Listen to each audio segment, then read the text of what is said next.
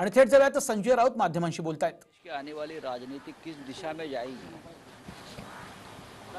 ये चुनाव के नतीजे स्पष्ट करेंगे। खास करके असम और पश्चिम बंगाल। देखिए, अब जनता तय करेगी। जिस तरह से महाभारत पश्चिम बंगाल में चल रहा है, वो तो असली महाभारत से भी भारी रहा। कोरोना का डर आज भी कायम है, लॉकडाउन का भय है। एक साल पहले प्रधानमंत्री जी ने कहा था कि महाभारत का युद्ध 21 दिन चला था, कोरोना का युद्ध 18 दिन में खत्म हो जाएगा। कोरोना आज भी कायम है। कोरोना का पराभव नहीं हो सका, लेकिन पूरी सरकार ममता बनर्जी की पराभव के लिए एक नया महाभारत पश्चिम बंगाल के भूमि पर कर रही है।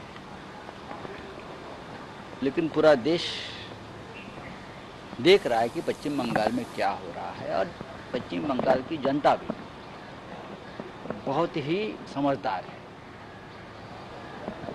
हम लोग यहाँ से भी देख रहे हैं पश्चिम बंगाल में क्या हो रहा है। नंदीग्राम में ममता जी की जीत 100% तय है, हमने आज सुबह जानकारी। ठीक है, बहुत बड़ी फाइट है, लेकिन ममता जी निकल जाएगी। ममता जी ने एक पत्र लिखा है सोनिया जी को और सारे विरोधकों को कि भाजपा जिस तरह से लोकशाही पर आघात कर रहा है, आक्रमण कर रहा है, उसके खिलाफ हम सबको एक आना। देखिए, इस देश में लोकतंत्र पर हमेशा आघात होते आए हैं, ये पहली बार नहीं। अगर किसी को लगता है कि पहली बार आघात हुआ है, ऐसा नहीं है। इस देश में लोकतंत्र पर हमेशा आघात होते रहे हैं, और इस आघात के खिलाफ जनता, इस देश के विरोधी दल लड़ते आए हैं। इसीलिए तो इस देश का लोकतंत्र हमेशा जिंदा रहा, हमेशा।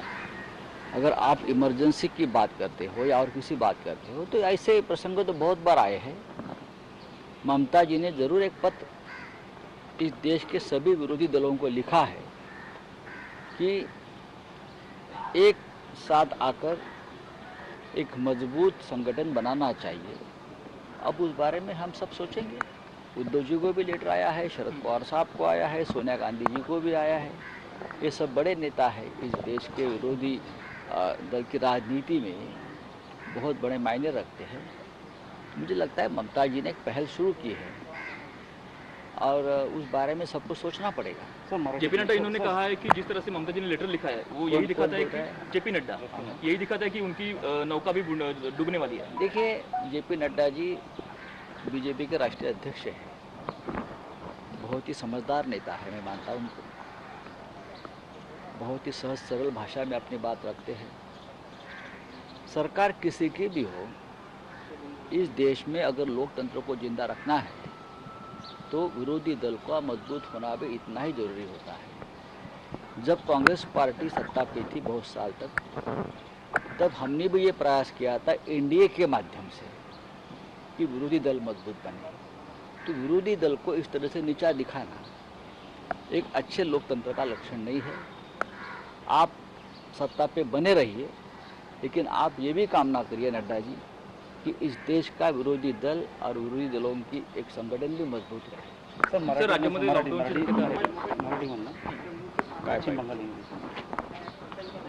या देशामधल्या ज्या 4 राज्यातल्या निवडणुका आहेत, पश्चिम बंगाल असतील, आसाम असेल, केरळ असेल, तामिळनाडू असेल, ही 4ही राज्य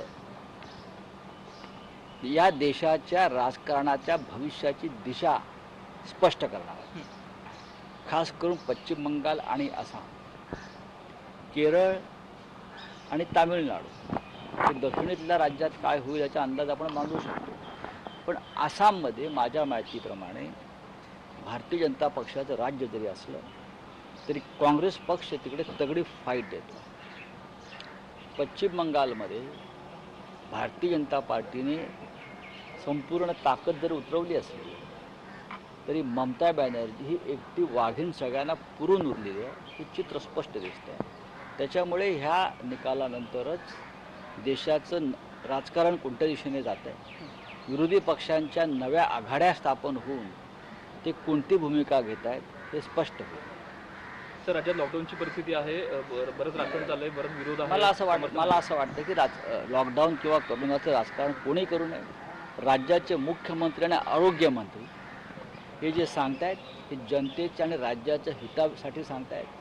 किंबहुना सगळ्या विरोधी पक्षाच्या घटक पक्षांनी सुद्धा मुख्यमंत्र्यांच्या हातात हात घालून महाराष्ट्रासाठी काम केलं पाहिजे. पवार सर, साहेबांची हिंदीमध्ये. तब्येत तुम्ही जाणार आता भेटायला?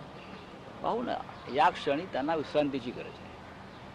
माझा आणि सुप्रियाताईचा संपर्क सतत सुरू आहे आणि एक 2-4 दिवसामध्ये त्यांना पूर्ण बरं होऊ दे आणि मग आम्ही त्यांच्याशी परत चर्चा करू जी काय असेल ती. सर लॉकडाउन पे हिंदी में क्या कहेंगे? लॉकडाउन को आपका समर्थन है? देखिए, लॉकडाउन का समर्थन या विरोध की बात नहीं है, ये स्टेट की और देश की ज़रूरत की बात है.